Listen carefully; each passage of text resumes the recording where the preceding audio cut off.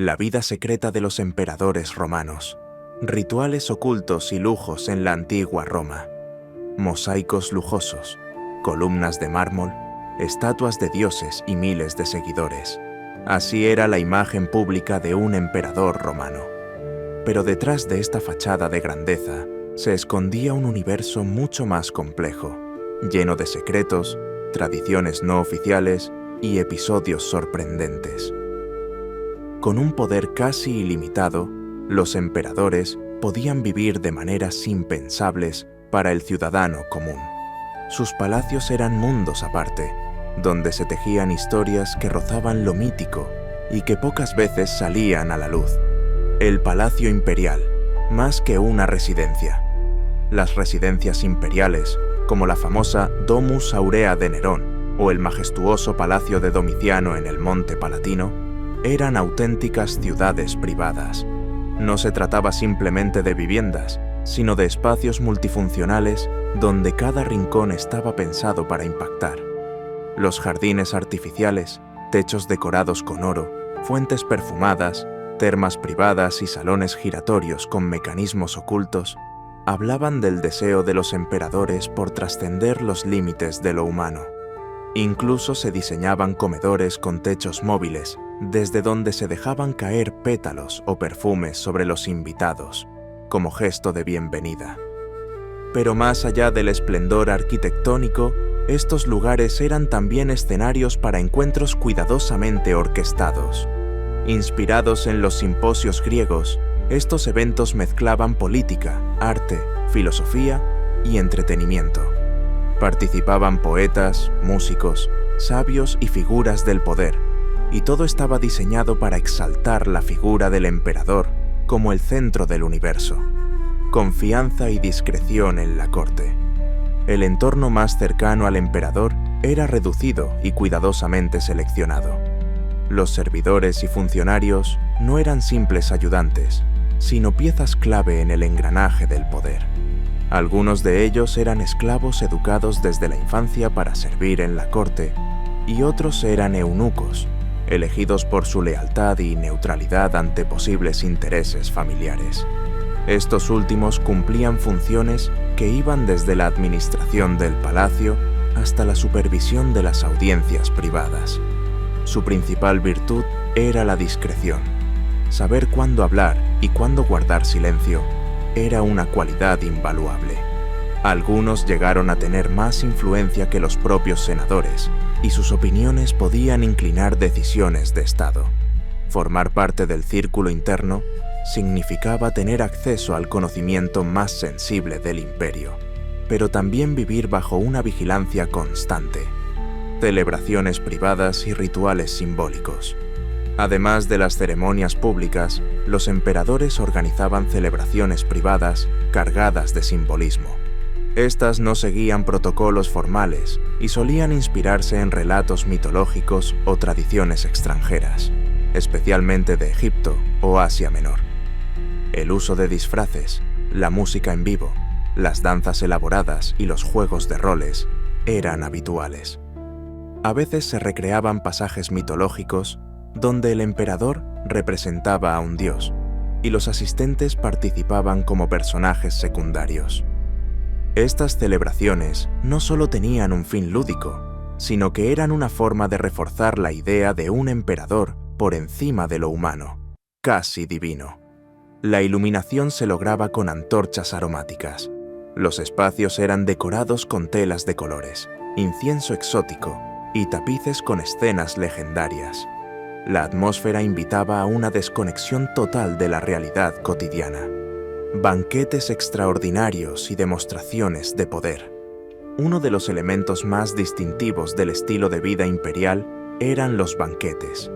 La comida no se trataba solo de nutrición o placer, sino de poder y mensaje. Heliogábalo, por ejemplo, organizaba cenas temáticas donde todos los platos eran de un solo color, o servía comidas con ingredientes imposibles de conseguir en Roma, como lenguas de flamenco, cerebros de faisán o perlas disueltas en vinagre. Todo el ritual del banquete estaba pensado como una puesta en escena, desde la forma en que llegaban los platos hasta la música que acompañaba el servicio. Algunas mesas giraban lentamente y ciertos manjares aparecían gracias a mecanismos ocultos bajo el suelo. En ocasiones, los platos venían acompañados de adivinanzas o desafíos simbólicos, y los invitados debían interpretar su significado. Relaciones personales e influencia discreta. El poder de los emperadores también se construía a través de sus relaciones personales. Artistas, filósofos, antiguos soldados, jóvenes educados y figuras del Senado podían convertirse en amigos cercanos, amantes o consejeros. Estos vínculos, muchas veces invisibles para el público, influían directamente en las decisiones políticas del imperio. El caso de Adriano y Antino es especialmente representativo. El joven, originario de Bitinia, se convirtió en su acompañante inseparable. Tras su trágica muerte en el Nilo, Adriano mandó construir estatuas, templos y ciudades en su honor. La divinización de Antino fue un hecho inédito que marcó un antes y un después en la relación entre lo público y lo íntimo, en la figura imperial. Vigilancia, lealtad y estrategias ocultas. La vida en palacio no era solo lujo, también estaba llena de pruebas. Muchos salones estaban construidos con acústica especial para escuchar conversaciones sin ser vistos. Era habitual que ciertos eventos privados incluyeran pequeñas pruebas de confianza, donde el comportamiento de los invitados era observado con detalle. Un comentario fuera de lugar, una mirada evasiva o incluso el tono de voz podían tener consecuencias. A veces se organizaban juegos o actividades aparentemente inofensivas, que en realidad servían para detectar posibles traiciones. La confianza se ganaba lentamente, pero se podía perder en un instante. Muchos altos funcionarios terminaron exiliados o ejecutados por una sola sospecha, alimentada por rumores o interpretaciones ambiguas, creencias, símbolos y decisiones místicas. Algunos emperadores, como Augusto o Domiciano, prestaban especial atención a los símbolos, los sueños y las profecías. Tenían astrólogos personales, intérpretes de augurios y expertos en mitología que influían en sus decisiones. Antes de iniciar una campaña militar o firmar una ley, era común consultar los astros o realizar rituales para atraer la buena fortuna. Estos rituales se llevaban a cabo en la intimidad, lejos del público, pero su impacto era real. A veces, un sueño podía retrasar una decisión importante, o una lectura astrológica definía el destino de un general.